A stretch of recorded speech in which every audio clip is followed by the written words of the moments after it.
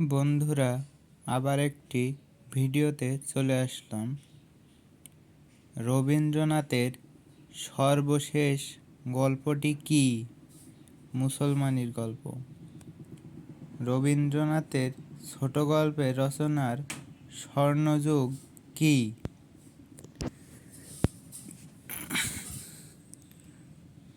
পারিবারিক জমিদারি তদারকি সূত্রে কুষ্টিয়া ঝিনাইদহে বসবাসকালে তার ছোট গল্পের রচনার স্বর্ণযুগ ছিল। রবীন্দ্রনাথের কোনটি কাব্য?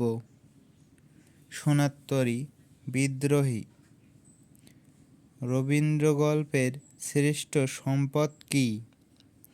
প্রকৃতিপটে জীবনকে স্থাপন করে জীবনের গতিময় বিশ্বজনীন প্রকাশ। 20 শতকের রচিত গল্পে প্রকৃতি ও গতিময়তার স্থলে কোনটি প্রাধান্য পেয়েছে? বাস্তবতা। বাংলা সাহিত্যে তার স্থান কেমন? বাংলা সাহিত্যে রবীন্দ্রনাথের স্থান নির্দিষ্ট। উপন্যাস কোনটি? চোখের বালি, গোরা, ঘরে বাইরে, চতুরঙ্গ, যোগাযোগ, শেষের কবিতা। উপন্যাস রবীন্দ্রনাথের এই কয়টি? চোখের বালি, গোরা, ঘরে বাইরে, চতুরঙ্গ, যোগাযোগ, শেষের কবিতা। কোন ক্ষেত্রেও তার রচনা শ্রেষ্ঠত্ব অসংবাদিত? নাটক কোনগুলো রবীন্দ্রনাথের? রাজা, অচলায়তন, ডাকঘর, মুক্তধারা, রক্তকরবী। রবীন্দ্রনাথ কোন পরিবারে জন্মগ্রহণ করেন? ঠাকুর পরিবারে।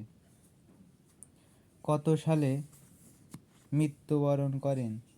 কত সালে রবীন্দ্রনাথ ঠাকুর মৃত্যুবরণ করে? 1941 সালে। কোথায় মৃত্যুবরণ করেন? জোড়াসাঁকোর ঠাকুর বাড়িতে। জন্ম যেখানে, মৃত্যুই সেখানে হয়েছে তার। কত বঙ্গাব্দে মৃত্যুবরণ করেন? 1348 বঙ্গাব্দে। এই যে 80 বছর বয়সে তিনি মারা যান। এটা ইংরেজি, এটা বাংলা। 1861 খ্রিস্টাব্দের 7 মে জন্মগ্রহণ করে 1941 খ্রিস্টাব্দের 7 আগস্ট তিনি মৃত্যুবরণ করেন। বাংলায় 1268 বঙ্গাব্দের 25 বৈশাখ জন্মগ্রহণ করে 1348 বঙ্গাব্দের 22 শ্রাবণ মৃত্যুবরণ করেন। অতএব এখানে আমার ভিডিওটি শেষ করছি। সবাই একটি সাবস্ক্রাইব, একটি লাইক ও একটি কমেন্ট করে যাবেন। ধন্যবাদ।